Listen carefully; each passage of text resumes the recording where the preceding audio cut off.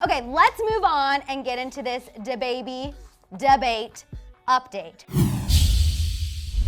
So, you guys know what happened over the weekend. Video surfaced, DaBaby smacking a fan. Apologized on Instagram.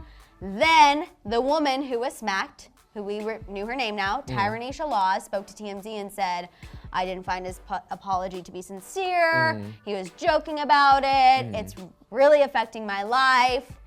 Well, now DaBaby's lawyer is speaking to TMZ and saying that Tyranisha Laws is not the person DaBaby slapped. So apparently they have been able to really dissect the video footage, and they are saying that it was not Tyranisha who he hit. He actually hit the person who did have the phone with the flashlight that actually did hit DaBaby in the face. Okay. Which, if you remember, Tyranisha says, I was next to the person who did that.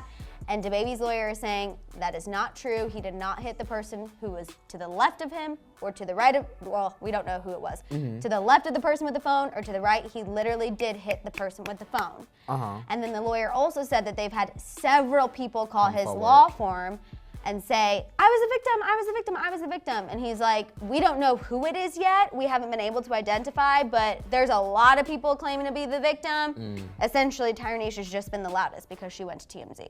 Well, what about, all right. People are very, real quick though, people are very divided over this. I just want to know, Madison, now, what about the people that came forward at the scene? Right. What does the police report say? There was, well, she refused the EMT attention. Why would you do that? Right. That's but an then extra went receipt. but then went to the hospital a day later. And what they say? They said that she did have a contusion on her cheek. But what was it from a day later?